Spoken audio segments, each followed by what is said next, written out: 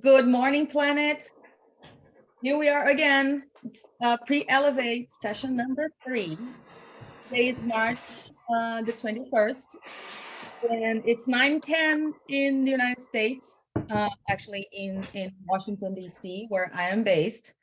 And again, let me introduce myself for those the newcomers. I'm Cristina Cavaglia, the Senior Program Director here at ICFJ.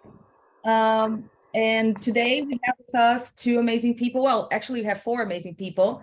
We have Renata from our mail and specialist monitoring evaluation. We have Noel Black, who is running everything to make the chat work because it didn't last week. So thank you guys for being here. And we have Adriana Peña, who will be here with us speaking finally next week. And we do have our amazing speaker today, who is Leonardo Stamilo, a good friend, a guy that knows everything about social media and how to make it work for you and for your business. Before just giving him the floor, I just want to remind you all that this is Pre-Elevate, and the goal here is to start changing your mindset. Elevate is a program for journalists, but it's focused on business. We really will not talk about headlines, lead, scoops, photographs, infographics. No, we're going to talk about business. We're going to talk about how today we're especially going to talk about how social media can work for you and how it can help you understand your client, get closer to your client in a business way. So I love how Leo chose this title, the link dumping. So I'll just handle the floor with this question. What is this title all about, Leo? And thanks for being here. Mwah. Have a great, oh, by the way, before you have, chat is open. You can post your questions here on the chat. The conversation and the entire program is fully in English. So there's no translation in any languages. I'm so sorry for that. I will be keeping a document with your questions, and I'll be sharing that with Leo as we go. And if he wants to stop in between and answer a few questions, it's on him. If he wants to do it at the end, it's his optional. It's his option. I will just keep you track of what you say in the chat. All right. So good morning, everyone. Leo, the floor is all yours. Awesome. Thank you so much, Chris. I'm very happy to be here. Thanks for having me. It's really special for me to share some of our learnings, some of my learnings from, so much time working with social media. I'm going to introduce myself in a little bit, but I want to answer your question, right, Chris? What is this headline about, right? What is the title about? Retire link dumping. I think we used to think about social media as this gigantic trigger of links, right? We keep sharing our URLs, we keep sharing our links, we keep sharing our videos, photos, hoping that something is going to happen, right? Hoping that someone is going to click on it, someone is going to see our content. We are going to find a new audience, we're going to reach new customers. But actually, social media is much more than that. And this is my ambition here. My ambition here is to try to open your eyes to other opportunities on social media. For me, the biggest one, for example, is to use social media as an insight generator. How can you listen to the conversation that is happening there and learn from your audience, learn from this conversation some interesting things to apply on your work? So you cannot even, you don't need to even use those insights on social media. You can use those insights on your own platforms or on your articles on print, but those insights are super valuable because they're going to show you a trend on your customers. They're going to show what are the things that they care the most about, and this is super valuable. I want to talk more about it in a few minutes, but I want to start with a short introduction about myself. I think that's appropriate. So I spent the last 9 years working at Twitter. I was actually, this is funny, I was actually the first journalist hired by the company in Latin America back in 2014. My first position there was focused on media partnerships. So I was pretty much leading the news team on helping journalists like you and news organizations to get the most out of Twitter. So build their projects, understand how to use their Twitter tools, and be more efficient on the platform. A little bit later, 18 months to be more accurate, I moved to the Croatian team to launch the editorial operation in Spanish and Portuguese. And then in 2018, I moved here to New York to lead the editorial global team. Before Twitter, I worked in different newsrooms in São Paulo, Brazil, where I am from. I am from São Paulo. And I worked as a journalist manager, editor, reporter. I did all kinds of things on radio stations, TV stations. Going back to my experience at Twitter, the Croatian team doesn't exist anymore, as you may know. But I want to give you a little bit of context because I think it will help you understand some of the examples that I will be using here later today. Croatian was operating in three different areas. We were doing manual content interventions to help users understand the most visible conversations on the platform. And we're also doing content labeling. So using our verification skills, our content expertise to improve recommendation models on the platform.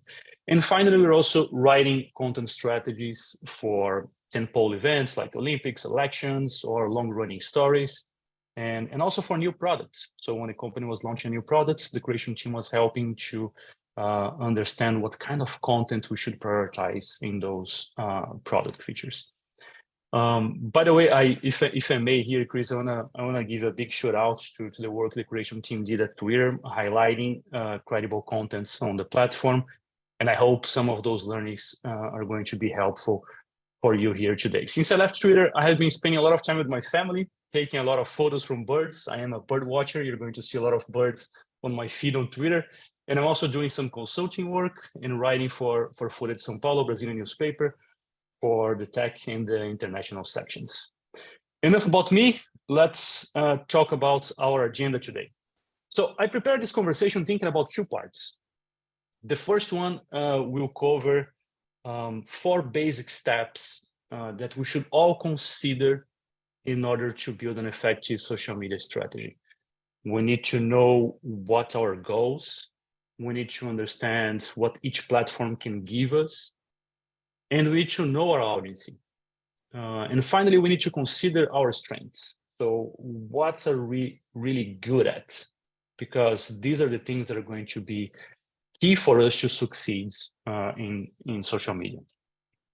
Then the second part is going to focus on how social media platforms can help us beyond that big trigger of links that I spoke about. So we will talk about content detection, content production, how to present your content on social media, how to distribute your content, when you should do it, how you should do it, and finally, content evaluation, which is, for me, the final pillar on how social media can help us.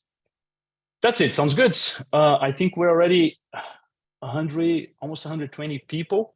It's great to have you all with us. I wish we could all have a conversation during the presentation. We'd have just 1 hour, so it's not possible to do it. Chris, I saw you raising your hands. Go for it. Very quickly, Leo, because I just forgot to explain 2 things, guys and girls. The presentations of last week, we will share with you. The person was just out of office last week, so do not hate us. We are not disorganized, but the person needed to rest. So you will get this presentation, this recording, last week's presentation, and last week's recording no later than the end of this week. Yeah, so you don't need to send us your email on the chat. And I think that's it, Leo. Sorry, I forgot about it. No, that's all good. That's all good. So, and by the way, my apologies, folks, because we were planning to use pools here, but the pools are not working. So I have a few questions during the presentation. So if you could answer the question on the chat, we are just going to scan your answers here just to give us a temperature from what you're thinking about the presentation and also to have you participating. So my first question here for you is social media relevant for your business? Do you think social media is relevant today for you? Yes or no? Simple answer here. Yes, of course, very relevant. A few people also saying no, it's relevant for my business. Yes, yes, absolutely. So, okay, it looks like, yes, it's super relevant for most of you. I want to understand now why. Why is relevant? And here, if you had the pool, I was going to give you a few options. It's important because of the audience. It is important because of revenue, branding, insights, or another reason. Feel free to also answer with a different thing. So I'm seeing here audience, visibility, audience and branding, immediate feedback, branding, visibility, insights, because I can list my audience, community. Yeah, all great answers here. And it's interesting. I'm always fascinated to see how different the answer for this question can be, because this shows all the possibilities that we have out there, right? With social media helping us, with our business. So we saw different reasons, right? And we saw revenue, we saw visibility, we saw engagement. But at the same time, I also get a question about, is social media still relevant? Because we're seeing all those changes, right? And social media, losing a lot of people and firing everyone, right? Are they still on the business? Are they still in a condition to help us out? And my answer to this question is, in fact, the social media is changing a lot, right? Some could say that social media is becoming less social and more media, and there is a reason for that. The recommendation models and the algorithms that are making recommendations, they work much easier and much faster with video content. And this is why all the platforms are investing a lot on video, especially on short video, because it's easier for them to understand what you're looking for, what you're interested on, and then just keep feeding you with the related content. So I do see social media becoming less social and more focused on media consumption, and we're going to talk a little bit more about it. But the reality is that, according to the last digital news report from the Reuters Institute, social media is still the main access point for online news. Of course, there are some important differences across markets, but social media is still playing a very, very important role in the news industry, a role that can be bigger than distribution. And this is the main topic for our conversation today. My proposal for us is to think about social media strategy as an extension from your company strategy. By the way, the first session from this Pre-Elevate course was about business strategy, right? So you should check the recording in case you missed it. But this is the main thing here for me. The social media strategy is a continuation from your business strategy. It has to be aligned with it. As you saw on the agenda, we'll go through 4 steps to ensure you all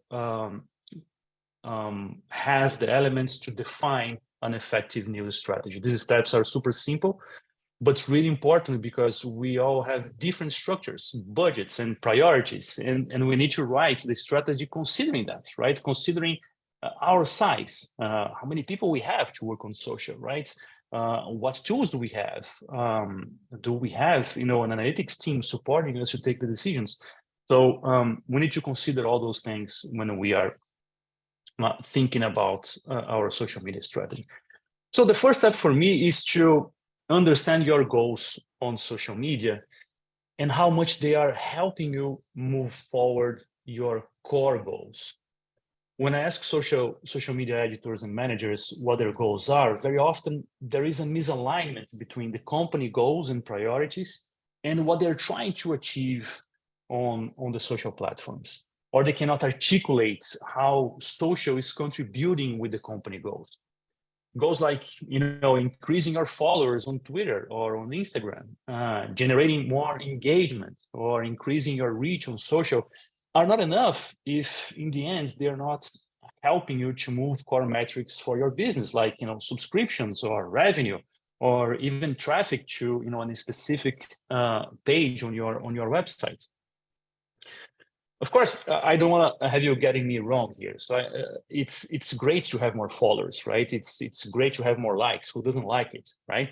But at the end of the day, what's the real impact of your work on social media? So this is the main question that we should be asking ourselves.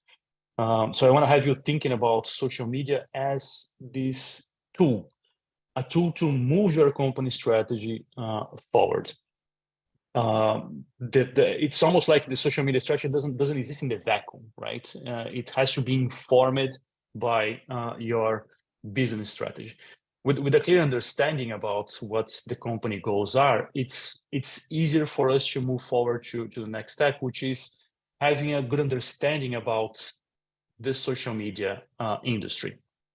We used to refer to social media as this unique thing, right? But this is not going to come as a surprise at all. But let me say it, social platforms are very different, right? They're going to work, they're going to operate in a very different way, despite the fact that they do have some similar features. So, for example, you can share videos in almost all of them, right? But the way YouTube, TikTok, and Snapchat, just to mention 3 of them, are going to distribute and promote your content is very, very different. Even the video format is different, right? So some will prioritize vertical video, others horizontal video. More than that, the user's demographics varies a lot. And some topics, because of that, are going to perform better or worse in some of those platforms. So if we're seeing the platforms as a tool, we need to understand how we can get the most out of each of these tools before we decide which one we're going to pick. So how they work, who is using the platform in your markets, what kind of content people are looking for in each of them, how the content distribution works, how the platform is promoting high quality content. And this is not an easy task, because these platforms are always evolving, and we need to pay attention on their core values, because these core values are more present in this social media. It doesn't matter if they're going to change a little bit their approach, their core values doesn't change that much. So it's an easier way for us to understand the social platforms is understanding their core values. And there is, I think, a threat when we're trying to pick our the social platforms that we're going to work with, and the threat is our own bias. We need to keep remembering that our users, they're not consuming content the way we do as journalists. And I want to show these 2 charts just to illustrate a little bit this threat. The chart on the left is from the Pew Research Center, and is comparing what are the most used platforms for journalists and the most popular ones for US adults regarding news content. So Twitter is by far, as you can see, the most popular platform between the journalists, among the journalists, but are getting the US adults, sorry, are getting news much more often from Facebook and YouTube. Another interesting data from this chart, only 2% of the journalists were using TikTok, but 6% of the audience is already getting their news there. So we need to keep checking in where our audience is, right? It's and keep focus on how they're consuming content, not how we are consuming content, right? We are not going to move our own needle, right? Our audience is going to do it. So we need to keep checking where our audience is. The chart on the right is from the last digital news report from the Reuters Institute, and it shows a global average from 12 markets. So I think this is an interesting one to reinforce what we already saw in the Pew Research chart. Facebook and YouTube, again, on the top of the list for news consumption. And I think it's interesting to notice how big WhatsApp and Messenger are for news consumption when we incorporate markets outside US. This is kind of not a big deal here in the US on how people are consuming news, but it is in countries like Brazil, India, Argentina. So people are getting a lot of news on messengers like WhatsApp or Facebook Messenger. So as I said, the main question here is, where is your audience, right? So, and this is our next step here. We need to be obsessive with our user metrics. If you want to elevate our game on social media, we need to keep an eye on a regular basis on what is happening with our audience metrics. And I'm not even talking about the social media metrics. I'm talking about your audience on your own platforms. So who is consuming your content? What do they want from you? How they're getting your content? The intention here when we're asking those questions and monitoring those numbers is finding opportunities to maximize your efforts on social. So if you cross this data with the discussion we had about its social platform, you can easily have some interesting insights about the platforms that can help you the most, right? So are you already strong enough with this audience here? How can you go to the next one? Do you want to reach more audience on the Gen Z group? So how can we get it? So comparing those numbers is going to be super helpful for you to determine what is the size opportunity for you going after each platform. So after you do that, it's time to take a look on your current audience on social media. So each platform has their own dashboards and success metrics, but in general, they will give you your reach, engagement rates, and also the demographics. Again, you need to look back to your broader goals and strategy to identify what metrics are going to be more relevant for you. If you are focusing, for example, on driving more audience to your own websites, probably the click-through rates are going to be a key number for you to focus on. If you are thinking about branding, so probably reach and engagement in general is going to be interesting for you to measure how close you are from your community. So after understanding your audience and your current metrics on social, it's time for us to go to the final step, which is understanding your strengths. The amount of content that is available on the social platforms is just ridiculous, right? The competition for attention is huge, and I like to think about competition not just about the other news platforms that are also publishing news content on social.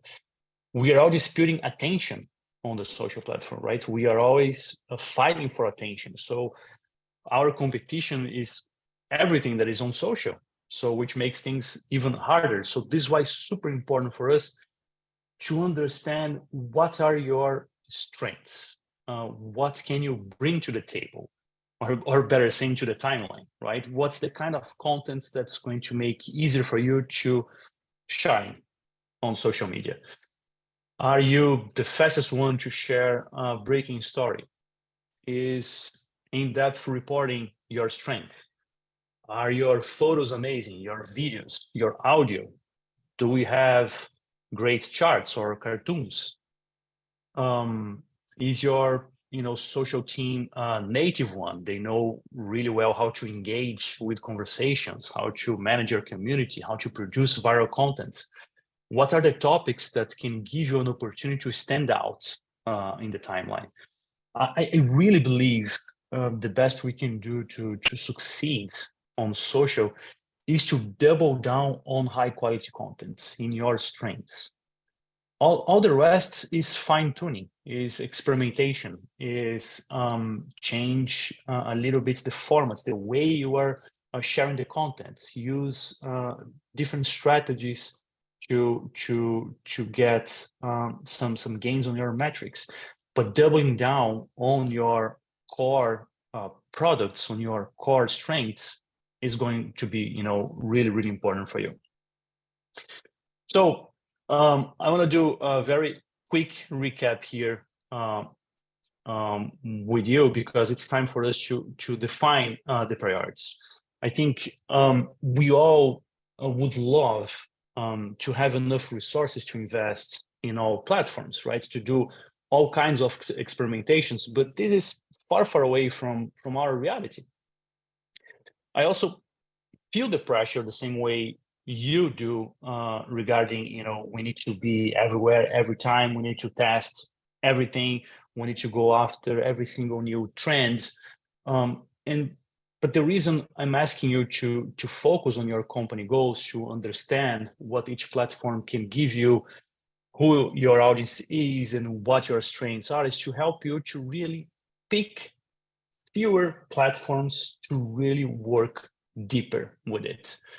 I'm not saying you should not have a presence in all platforms. You can absolutely do it, but automating as much as possible your daily coverage so you can free up resources to invest in one or two platforms that can really move the needle. So if you're great with video, let's double down on it and focus on the platforms where you can really make the most out of video. And you can automate process in your distribution channels in the others, just to make keep your footprints there, and occasionally work on in some special projects. But we need to stop trying to do everything, and this is super important. It took me a while to understand that building a good strategy also means to articulate what you're not going to do and why. And again, you cannot succeed if you keep trying to do everything. So I want to check in again with you. I want to have you answering this question here. What are your biggest challenges to define a social media strategy nowadays? Is it defining your goals? Is it measuring your metrics? Is it allocating resources? What is your biggest challenge when you are defining your social media strategy?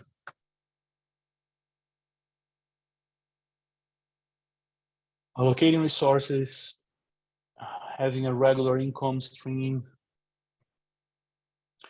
understanding which content fits with the right audience. These are all great and big challenges. Resources, choosing the good channels, regularity, quality or quantity, failing your plan for it, understanding audience interests, finding content, getting funds. Yeah, I hear you. All great and big challenges. And these 4 steps that I just spoke about, they are going to help you navigate those challenges, right? If you are able to understand your user needs, your core assets, then it's easier for you to understand what platforms can help you the most, considering those characteristics. I want to move to our next phase here. Let me just do a time check here. So it's 9:37. Okay. So in my experience with journalists from different markets, social media, as I said before, is most seen as a tool to help with content distribution. The idea of impacting new customers, increasing our reach, I think is so intoxicating that we don't think about how social media can help us in different fronts. And I honestly think the biggest opportunity is on detection. We will start with this opportunity here, content detection, and then we'll go through the other 3: production, distribution, and evaluation. So content detection. I think the idea of social listening is very familiar to brands and PR agencies. Monitoring conversations on social platforms to fine-tuning campaigns, or even understanding what customers are talking about their products or clients. This is part of their jobs, part of their day-to-day lives. But in the newsrooms, we do use social to detect breaking news, and we don't go much further, right? There are multiple ways to monitor user activity and detect early trends, user-generated content, insights for new stories, or angles that you're not covering, but are already getting attention from our audience. And some of these tools are there for free. There are, of course, paid solutions, but I want to focus here today on the free stuff, right? I think these are the best ones. So let's take a look on what we can find on the social platforms themselves. This is Pinterest. Pinterest may not be the first platform you would think for news, but given that people go there to search for ideas to help them with something they are planning to do, Pinterest Trends dashboard can be a very interesting resource. You can search by, country, interests like finance, education, electronics, health, age, gender, and also you can define keywords. I'm sharing here results from growing trends focusing on finance. And I think, for example, this insight here about 40% growth in search about real estate in the US over the last week is an interesting one. This means something. This could potentially help you to engage with your audience in a different way. Of course, speaking of search, we cannot forget about Google Trends, right? It's not just about what people are searching now, but you can check pretty much what people are interested about any topic. Stories that you are working on. And again, get insights for potential stories that are already driving attention and you are not aware of. I'm sharing here some screenshots from the data about the elections in Nigeria last month. The trends data team at Google does a really fantastic job preparing packages of content about some events. And it's key for you to keep an eye on those packets and try to build your own, right? It's not difficult to do it. There are, a lot of Google classes focus on how to use trends to get those insights. And I strongly recommend you to do it. I think things start to get really interesting when you combine different searches. So for example, here, what people were searching in Nigeria about each candidate.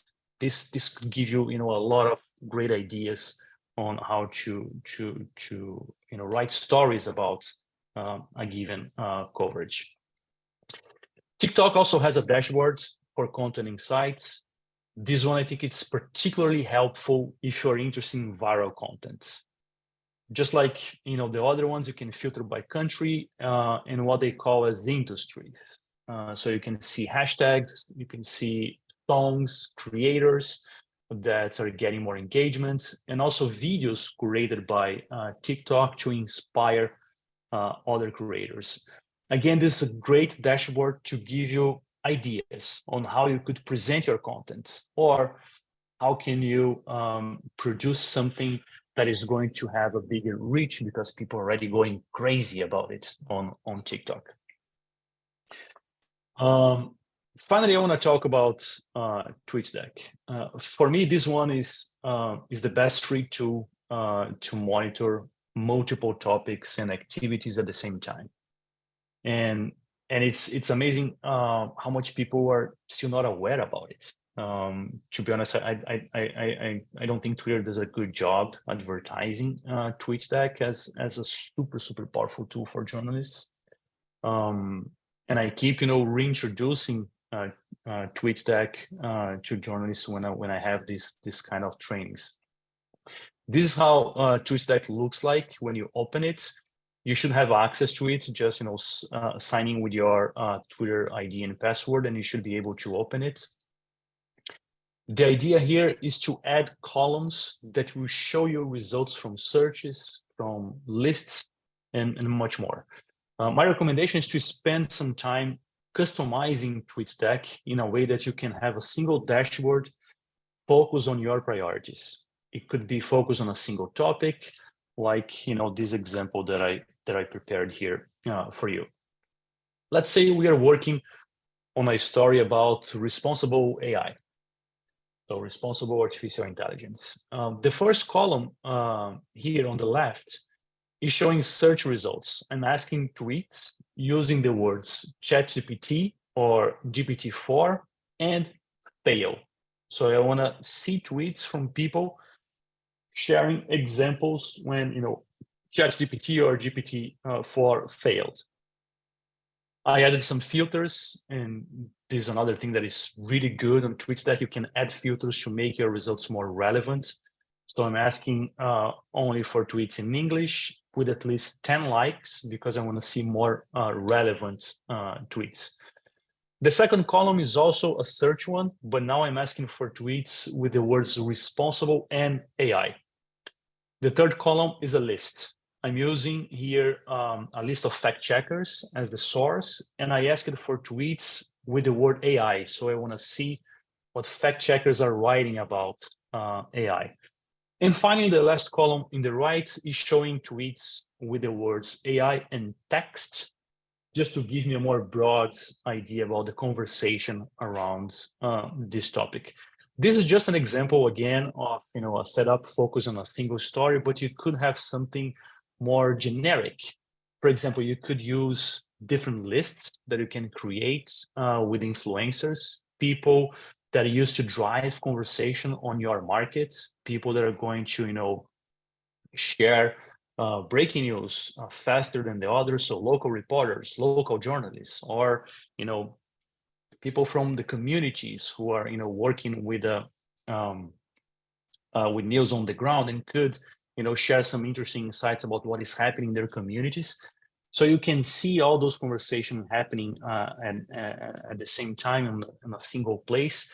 And it's super important for you to keep monitoring all those things at the same time. I think it's interesting to reinforce that those insights that you're going to get here could inform you about how to create content in other platforms, or even how you could write better stories in your own platform, or even outside the digital environments on print, for example. There is a huge value on coordinating this kind of insights with sales and marketing, for example, to create branded content, because again, these are stories that are already generating some content. So I'm pretty sure brands are going to be interested in promote it, and you can coordinate those efforts with your sales and marketing teams. I had a lot of experience with working with branded content using those kind of insights. So let's talk about production. How social media can help us with production, which is our second step here on going beyond the link dumping thing. The biggest opportunity for on the production phase for me is to play with formats that can position your content to new audiences, or in completely different ways that you could probably not try if we were not using social media. The last digital news report from Reuters Institute again showed that the news fatigue is super real, right? Only 47% of their sample said they are very or extremely interested in news, compared with 67% in 2015. So if we keep using our profiles on social media just to share links with hard news again and again and again, we're not going to help out with the scenario, right? So this is why it's super important for you to go outside your comfort zone and try to experiment with content in different ways.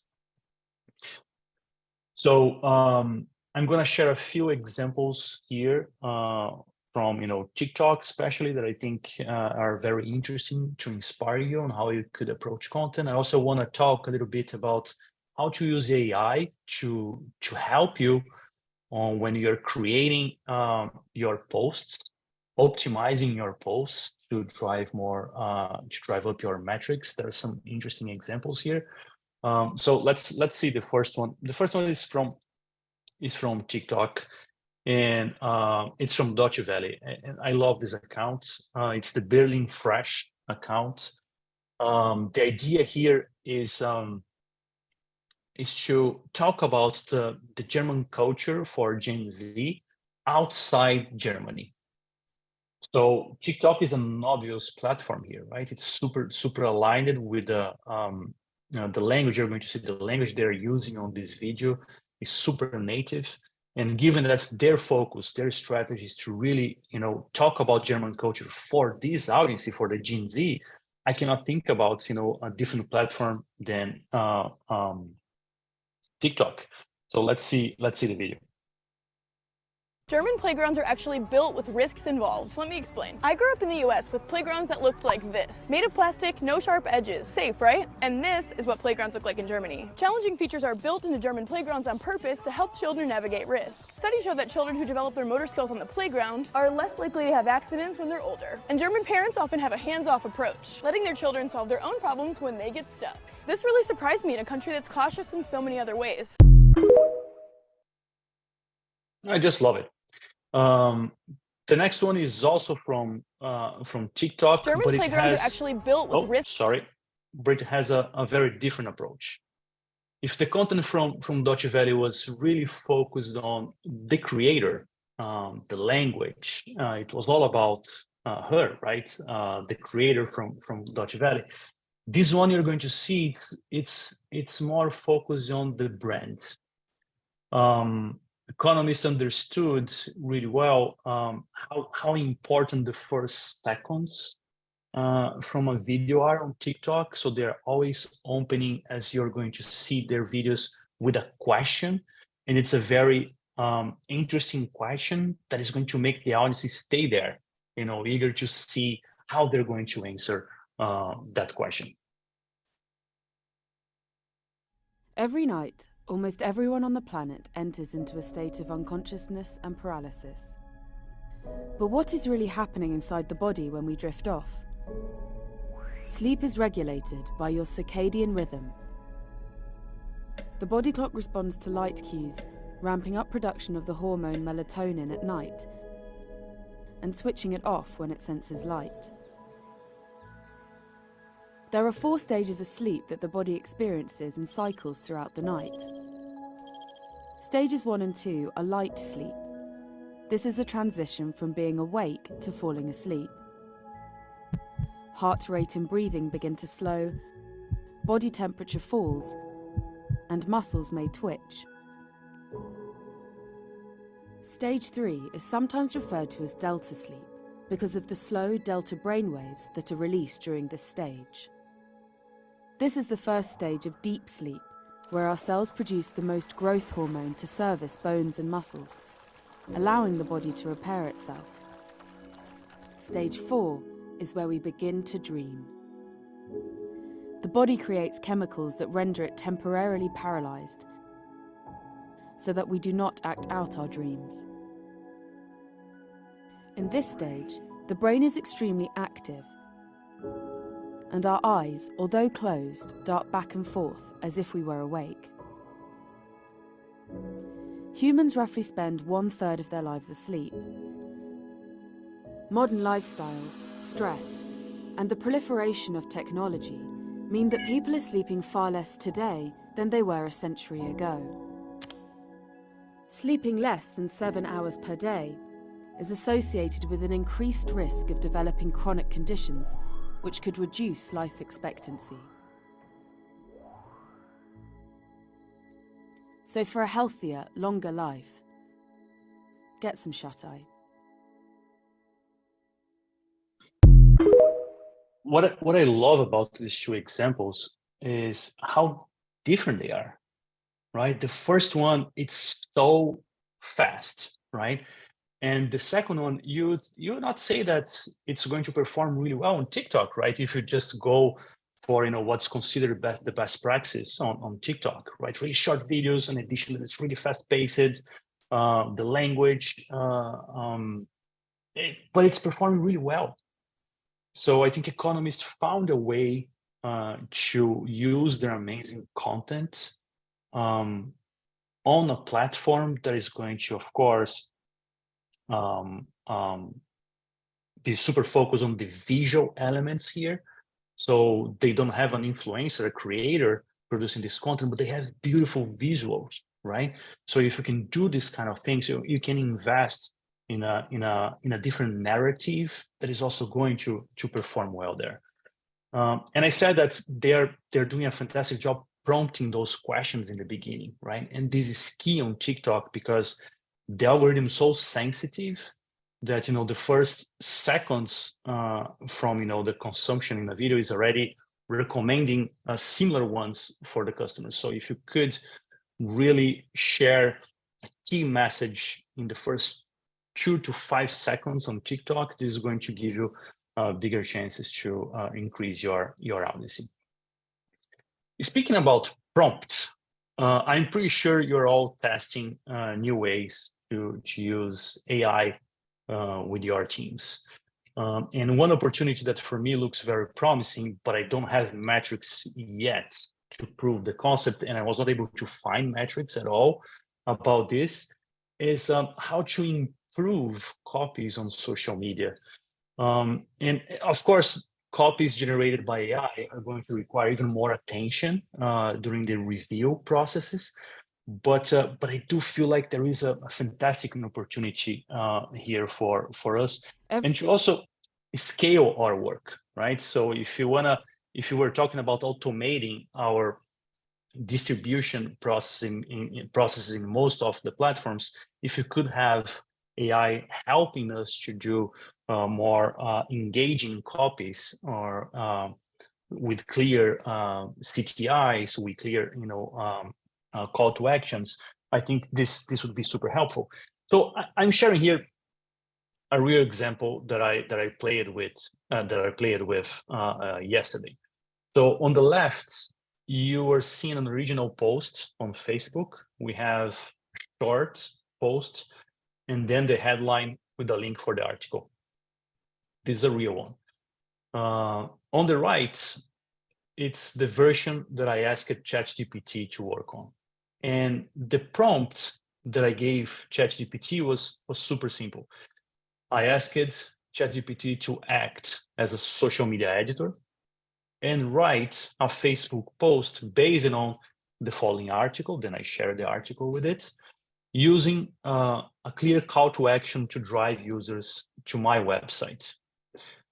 So I really like the result here.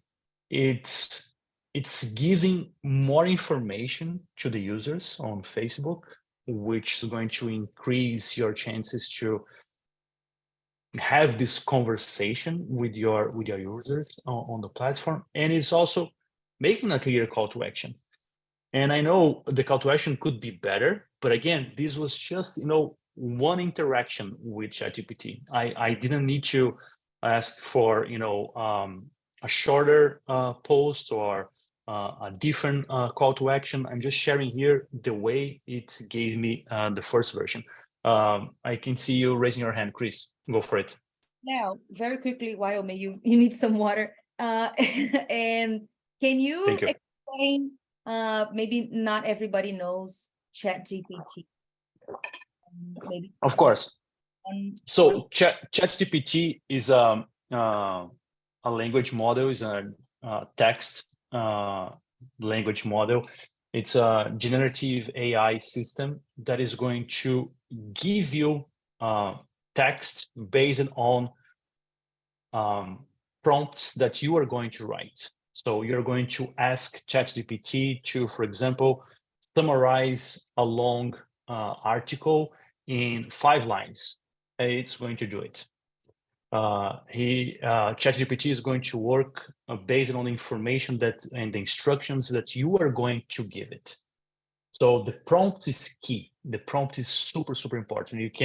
Usually people who is really great at generative AI, they tend to say that the first best practice is to ask ChatGPT to act as someone that is going to be relevant for the answer that you're looking for. So in this case here, I asked ChatGPT to act as a social media manager, and I could ask him to act as an interviewer, for example. If I'm looking for a job, and I can ask him to and I can ask ChatGPT to ask me the 10 questions that a journalist would have in a job interview, and it's going to do it. So it's a very interesting tool for us to work with content. But again, the review is key because there are multiple cases when ChatGPT is just making up stuff and getting things really wrong. So you really need to review whatever ChatGPT is recommending you. You need to pay extra attention reviewing the content before publishing it. But again, here the exercise that I was trying to do was to how can I use AI to improve the way I'm sharing my posts on Facebook, on Twitter, Instagram, whatever.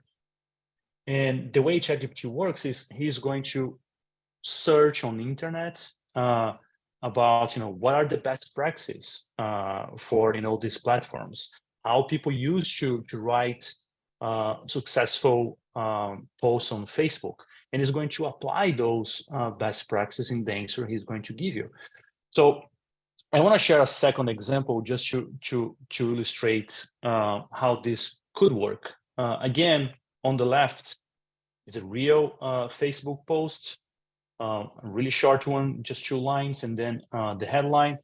On the right, the version that ChatGPT gave to me after I used the same prompt from before, and after giving him the full article about this story. I think ChatGPT did a very interesting job here with the call to action, because it is focused on the job search. The article was also offering a resource in case the user were impacted by the layoffs. So it was, a full segment in the article sharing some best practices. And I think this is very engaging, right? So if people are, searching for a job, then I would feel, more interested in clicking on this because of that detail. So I just want to encourage you to experiment with it. If you're having challenges with your team on making great copies or moving your metrics up in terms of the click-through rates or engagements, I would experiment with AI just to see what you can get out of it. So I strongly recommend some experimentation on this. The last example that I want to share with production, and just doing a time check here, I'm already over, right, Chris? Sorry for that. So I will run a little bit here. When you have clear information about what your users are looking for, everything else gets much easier. These 5 user needs that I'm sharing here were the ones from Twitter's customers for the 2020 presidential elections. So we did, surveys. The data science team worked in a lot of research, and we found out that people were coming for Twitter during the elections, searching for this information here. So the first one, access to the key issues. And this was a surprise for me. If you asked me before the research, I would say, oh, they're looking for real-time updates as their main user needs. And I would be wrong. Their main need for the election was to understand what exactly people were talking about, issues like, gun control or climate change or the economy. So this was the main user need. Secondly, they were looking for clear information on how to participate on the elections. We had a lot of misinformation about this, so I think it's interesting to see that this was the second most important user needs. Real-time updates, especially in the local states, so real-time local updates. As you may know, the elections in the US is very different depending on the state you are. So the voting process is different, the dates could be different. They're also looking for reliable information, and finally, accessibility in their preferred language. So based on those user needs, we created some content experiences to fulfill those needs. And we saw great metrics from all those content interventions, because again, we knew this was exactly what people were looking for.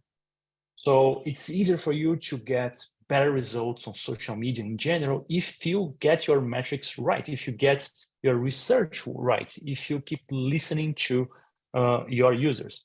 So just to explain a little bit about these content activations, on the left side, it's a local page, an automated one, focused on updates from Georgia.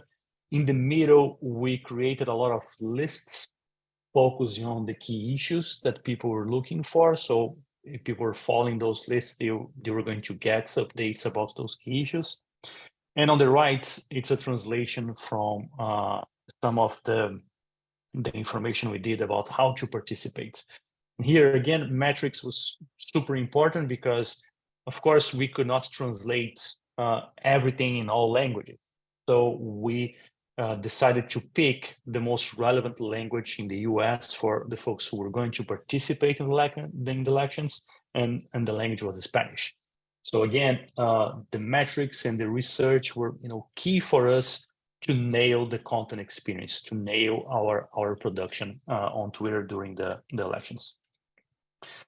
I'm going to cover distribution and evaluation really quick here because I want to save some time for us to have a conversation, maybe answer a few questions. So timing in terms of content distribution is key. It's easier to drive more attention to your content when the content is aligned with the biggest conversations happening on a given time. This is why detection is so important, right? This is why listening to what is happening on social platform is super important. But there are other ways to create momentum and put your content on the spot.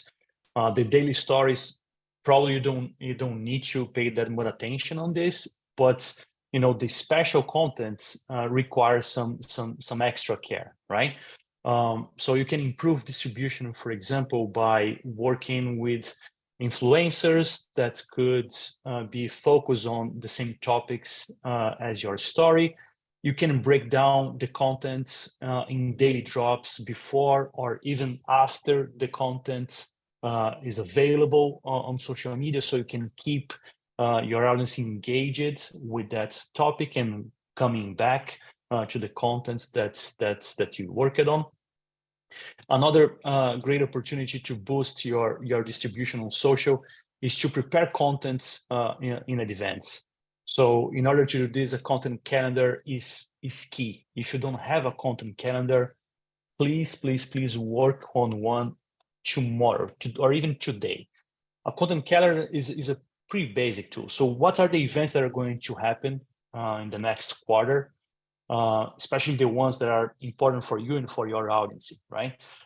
Can you prepare explainers in advance? We all know explainers tend to perform really well in pretty much all social platforms, and you can work on explainers in advance, right? So why don't do it, right? So content calendars are going to be really helpful for you to get ready when the event starts. You already have the content handy. You just need to make it available for customers. Sorry for the rush here, but I don't want to explode our time limits here. So on evaluation, social media can help you evaluate your efforts on a regular basis. All the platforms, they have pretty comprehensive dashboards to show your metrics, and I strongly recommend your team to keep an eye on the key metrics on a weekly basis, at least, so they can calibrate your initiatives. As we spoke multiple times during this presentation, we need to find our own path on social media. And you can only do that by promoting experimentation. So test something. If this is not paying off, change it. So fine tune this, do A/B tests. So you need to understand how your audience is engaging with your content and test different solutions to prove out your hypothesis. This is not something that we used to do that often in the newsroom, but it's something that we were doing, on a daily basis at Twitter, and I do feel like it's an interesting learning for us in the newsrooms to work more with this product mindset and keep interacting with the content that you are working on until you see the results that you are looking for. Finally, during my time at Twitter, I also learned a lot using polls and surveys. This was so relevant for us to understand what people were thinking about the content we're putting out there, how we could improve it, what kind of new features they were looking for. So we changed completely the way we were promoting content after starting doing those surveys on a regular basis, and keep interacting and improving the content we were working on. This is just a quick recap that I'm not going to do, because I want to give you the mic and the opportunity to make me some questions and have a conversation. But I want to thank you so much for your attention during this 60 minutes. And Chris, I think we can take some questions. I don't know if you already have a few with you. I have many. I'm gonna send you now privately the URL for the document, Leo, and while you open it, I'll just do some housekeeping. I really wanted to address the request for a group that is popping up in the chat. I think I just want to emphasize that I want to thank Nimish and others for trying to make that fast and soon. However, as a senior director here at ICFJ, I have to strongly advise people to protect their own data and not share it openly. We are 133 people. I mean, just keep in mind that, ICFJ wants to make sure your private phone number and your email aren't used for different purposes. So we will be running a survey very, very soon to create a community. I don't believe that WhatsApp will be big enough for the 3 sessions. We have more than 500 participants. So I would strongly recommend that you guys just take it easy. We will be happy to organize the team. And I mean, the ideal universe is that we're all together in one group, and not only because you are all pre-elevators, but also because we will be soon opening the Elevate inscriptions, and it would be awesome to have a group. So again, just kindly advise you to be aware of your data protection and how ICFJ praises that. So let's just hold that conversation for the end of this week. So, and then now let's take a look at Leo. Leo, going back to your presentation, amazing, wonderful. I knew it would be very, very cool. There are some questions that are quite similar. And my first comment would be, Leo, there are a few questions that are kind of like asking you to give the silver bullet. Like, what should I do? Right? So before we go to each one of them, can you go over the idea of the silver bullet? Is there a silver bullet per platform? Is there a silver bullet per community, my audience? Can you just enlighten us a bit on that? Yeah, I think you're going to hate me because I don't believe in a silver bullet. It's and the reason why I don't believe in a silver bullet is I spoke a little bit about this during the presentation, right? We all have different strengths. The platforms are going to operate in very different ways, and your content is going to perform in very different ways depending on the platform where you're featuring it, right? Where you're sharing it. So for me, the silver bullet, and I'm using quotes here, is to double down on what you make really well. So what's your strength? So if your strength is real-time coverage, I would say you should focus your resources on Twitter, on a platform that could leverage the speed of your coverage. If you're going to get all your metrics out of Twitter, this is another question. But I'm just thinking about how can I get the most of what I already do really well.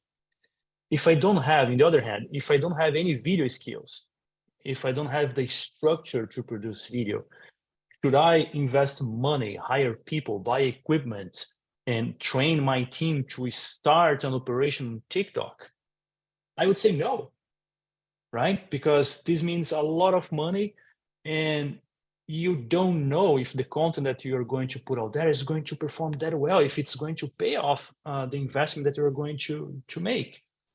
So I'm sorry, I'm pretty aware this answer is not satisfying because it would be much easier if there was a single silver bullet for all of us.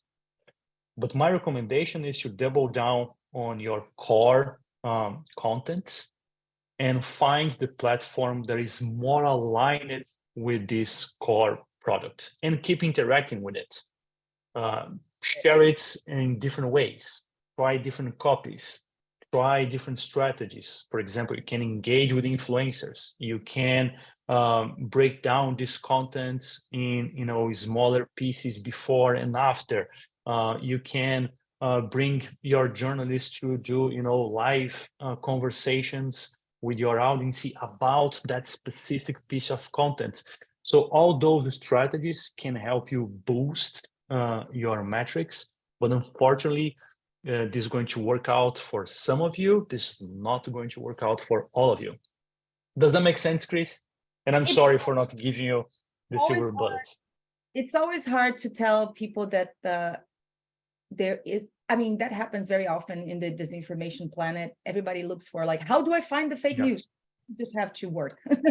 It's a lot. So let's go over some very interesting questions that I have here. Alejandra Padilla asked if you have guidelines to hire a social media manager. That is such a great question, Alejandra, because first, thank you. I see that you already have the business mindset. You're worried about, okay, you understand that you're not that person and that you need help. So that's a wonderful question. What do you think? Is there a good guideline? What people should look for when hiring? Yeah, that's a really great question. Thanks for that. I think it depends on the team that this person is going to lead, right? Are you looking also for a good manager? Are you looking for an individual contributor who is going to take all your social media initiatives and do it all by himself, right? So I think it depends on what else this person is going to focus on. But I tend to prefer people who like to experiment, people who are not afraid of failing, people who are really good on metrics, people who can bring on the things that you are still missing in your team, right? So I think it's important for you to understand this person not just as the individual, but the role this person is going to play with the rest of your team, right? Do you need someone who's going to be able to inspire the others to do different stuff? So I think those characteristics would be, the big priorities for me. Great, Leo. I love that you said that you need to, diversify. You don't need to hire, probably don't need to hire another journalist. Maybe you just have to hire a person. Hey, connected to that, you talked about knowing a bit of analytics. So Marcelo asked, how can we start getting to know our audience? I understand that he probably is online. He probably has a social media profile or channel. Is analytics the only way, or is there anything else that you'd suggest? Yeah, that's another great question. And I know how hard it is to get your metrics right. Because again, this is not something that we were trained for, right? Unfortunately, I think nowadays the journalists, who are starting their careers, they are getting this opportunity and they are arriving, to their first jobs already with this mindset. But it's not something that we working on since the beginning of our careers, right? So I know how difficult this is right now. So my recommendation for you is to start with whatever you have. So if you only have your social media, handles, you get your metrics there. All the social platforms are going to give you data about your activity on the platform. You're probably not going to have super detailed information about your customers, your users. You can try to complement that with surveys. There are, a lot of different tools that give you the opportunity to do surveys for free with our audience, and I really believe this is a nice way for you to start improving the data that you have. But for me, the important thing here is use whatever you have handy right now. If you don't, because if you wait until we have the state of the art, you are probably going to lose a lot of opportunities. You're going to lose a lot of time. maybe you're not going to end up having the state-of-the-art analytics, and you're going to miss opportunities. So work with whatever you have handy right now, and keep improving on trying to cover the gaps that you're seeing on the dashboards. Leo, I was gonna say, if you can stop sharing so we can see you. Oh, sorry, of course. And okay, there are so many good questions here. There is Vinicius Oliveira is asking, is it possible to be successful in social media these days without boosting a post? We're running on a very tight budget. I love that he asked this because last conversation was on financial, on accountability. So you're already seeing the connections. Can they put zero in social media in their profit and loss statement? You absolutely can, right? This probably means that you are going to wait longer to see an improvement on your metrics, but it's totally possible, right? Especially if you get those 4 elements right. If you have a nice social listening effort, if you work really hard to nail the best practices from each platform on the production phase, if you keep interacting with your content to improve it according to your results. So I strongly believe it's possible. It's probably going to take longer for you to see a result over your investments, but it's totally possible. And I would say, I don't believe all news organizations are, promoting their content on social media. Some big organizations are, but this is not what I used to see. They are really, relying on their organic audience, their organic engagement to achieve their objectives. Leo, and I think that you have a point there, guys and girls. Just think about, if you don't have money, you have to put time, right? I mean, if you don't have dollars or whatever currency you use, you have to invest your time and get the conversation going and, talk to people and be there. What you cannot have is not being there, not spend money, either one of them. Yeah. Now, Leo, there are a couple of questions related to managing. So Thomas is asking if you could detail a bit more about social media calendar and mapping, how this can be achieved for me to start up. Do I need to be keen so not to miss the engagement? Can you go over a bit again, the media calendar? Sure. Thanks for the question. I'm a big fan of content calendars, not just because I believe this is going to be super helpful for the editorial team, but because this can help the editorial team to align with all the other teams in our organization. And I'm going to explain a little bit more about it. When we are preparing an event for something that we know is going to happen, there are other departments from our company that are also focusing on that event, for sure, right? The sales team is definitely going to try to make campaigns during that event. The marketing team is definitely seeing that event as an opportunity to expand your branding, to engage with your community. So I think content calendars are going to put the content in the center of the conversation in your org.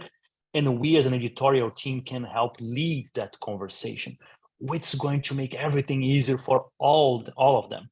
It's going to help the sales team to understand the event in details and what kind of content we're going to work on. They're going to sell better and easier if they have that clear understanding in advance.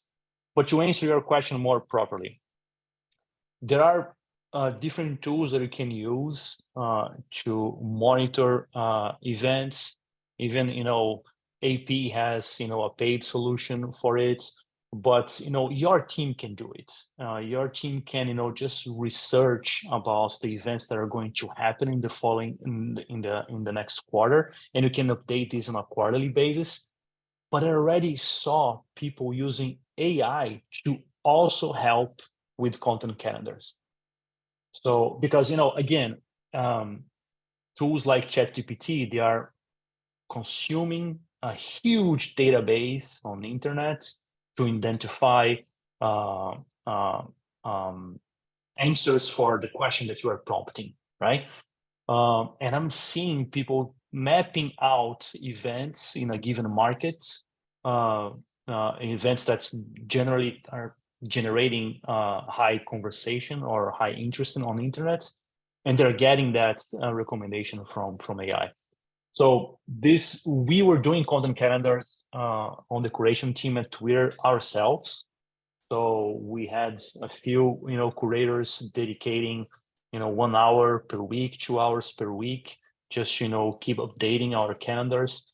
And this was shared across, the whole company, and different teams were using it to understand what we were expecting to happen on the platform. Sorry, it was a long answer. I hope I answered it. If I didn't, send me a message, send Chris a message, and I'm happy to have a conversation with you about it. Leo, some people are interested in getting money out of the platforms. Which is of course. a whole new presentation, but is it possible?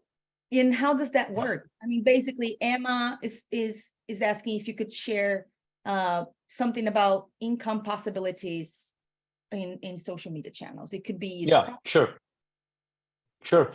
There are different ways to make money out of the platforms. In a few cases, working with the platforms as content partners. So some platforms, they do have initiatives where they're aligning high quality contents with brands, and the brands are promoting your content across the platform, and there is a revenue share on it. So you're going to get a piece of that money, and the platform is going to get a piece of that money. There are other ways to do it. So, for example, on Pinterest, you can create a business account, and you can have brands sponsoring your content on Pinterest. And in this case, Pinterest is not facilitating anything. Pretty much, they're just allowing you to work with the brands on their platform. So, but to answer your question, yes, there are opportunities to make money on these platforms. I have to be honest with you, it's easier, much easier when you are a big player, when you already have a big audience, or when you are already well known for the content you are producing.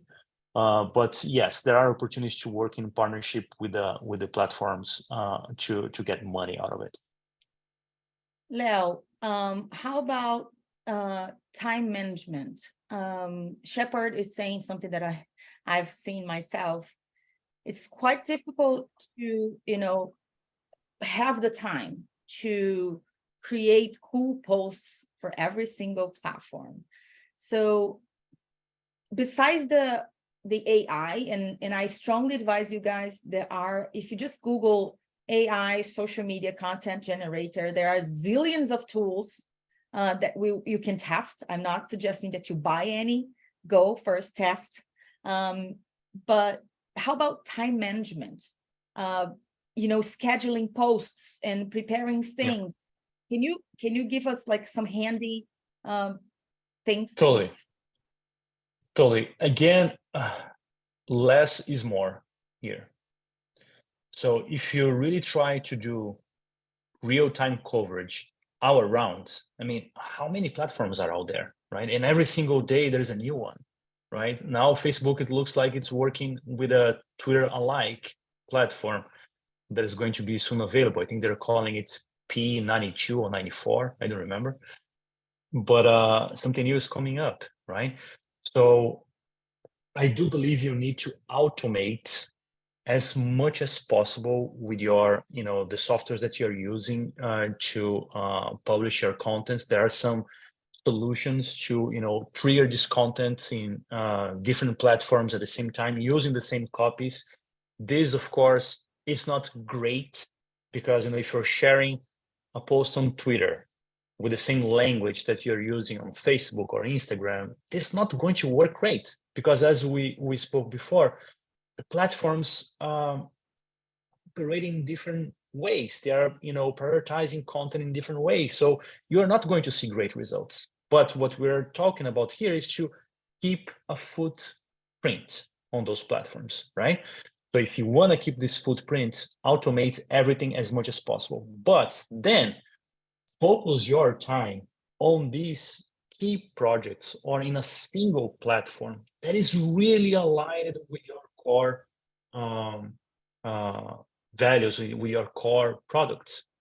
So again, if you're really great on video, so focus your resources on that. So you're going to work on this single platform with all our resources, and all the rest is going to be automated. But this one, TikTok or Snapchat or YouTube, whatever, you name it, this one is the one that you are going to manually work. You're going to develop a great content calendar. You're going to create some cadence on your team in a way that you can have, special content on a Monday, on a Wednesday, on a Friday. So this kind of schedule helps you a lot to dedicate enough time to those initiatives. Does that make sense?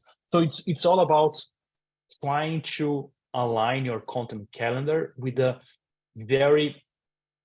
super straightforward schedule for your team. So creating these opportunities on the schedule, creating these small projects that they know they're going to work on in that specific day.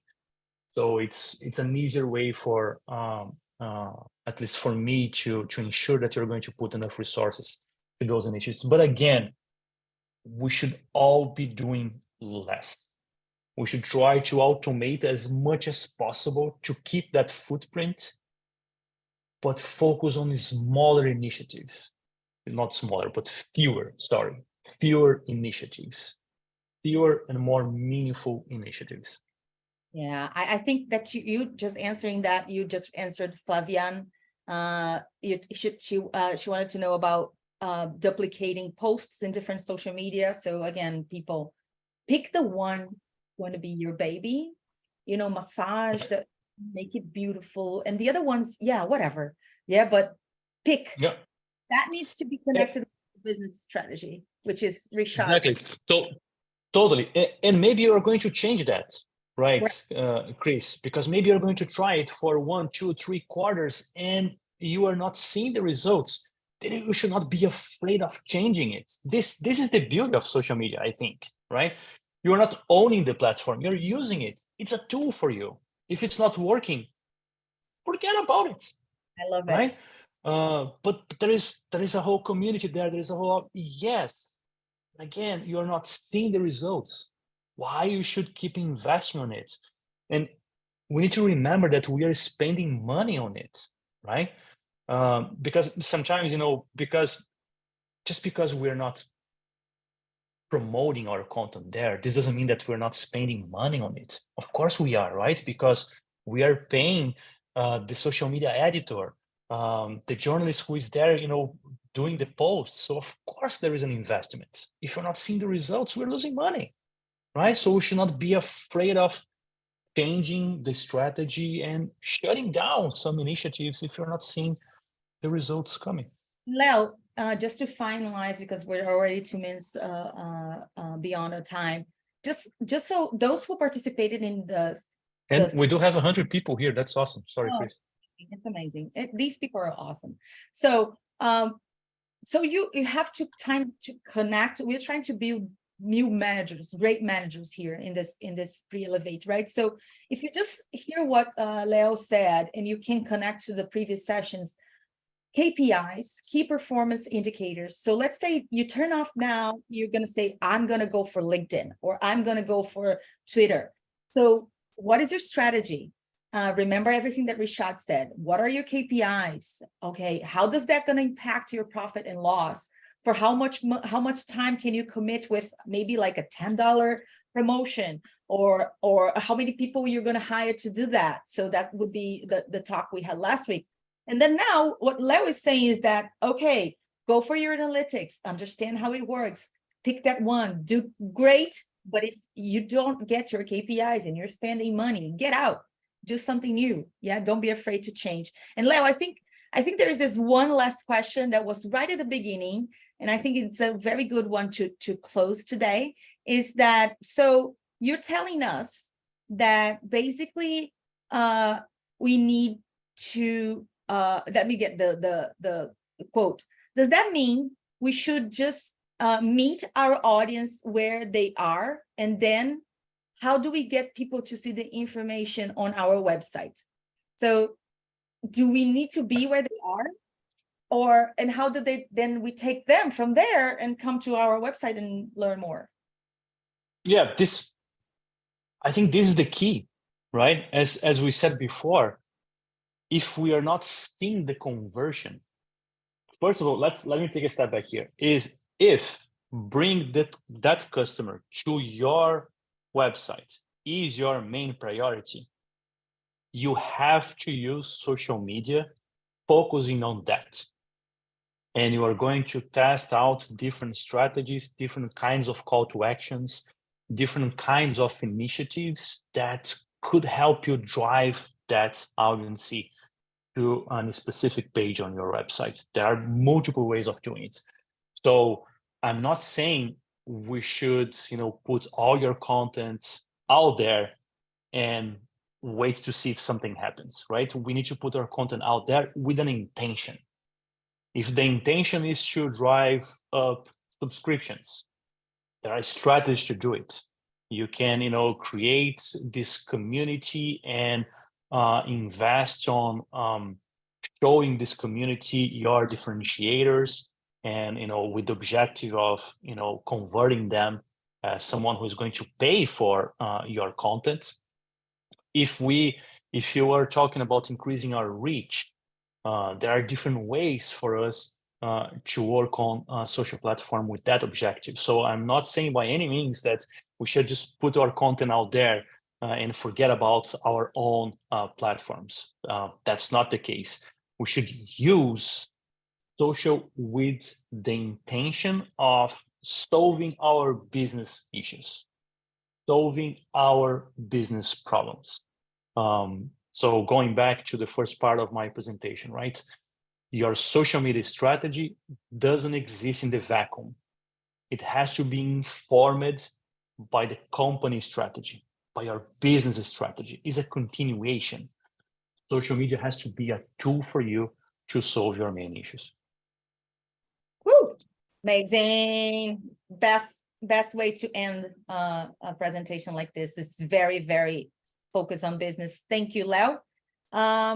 Hey guys, I think we're already 7 minutes and we do have lots of other questions, but we don't have time today. So I want to thank you all for coming here. Leo, any last final words? I just loved it. It was so good to spend my morning, your afternoon, or your night with you all. So it was really, really great. Thank you again for the opportunity, Chris. And I see you on the timeline. Yes, perfect. Thank you, Leo. Again, Adriana is going to be next. So next Tuesday, do not miss this wonderful lady. Adriana, a few words just to get people excited. Oh, no, I'm surprise.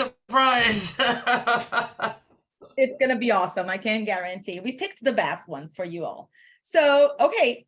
So in a week from today, 9 a.m. EST with Adriana Peña and the Pre-Elevate team. Stay tuned. The playlist on YouTube will be shared by email. The presentations all will be shared by email. Don't worry and wait for us, and we will build this beautiful community also. Thank you all. Have a great week. See you next Tuesday. Bye. Now you have to stop recording. I will.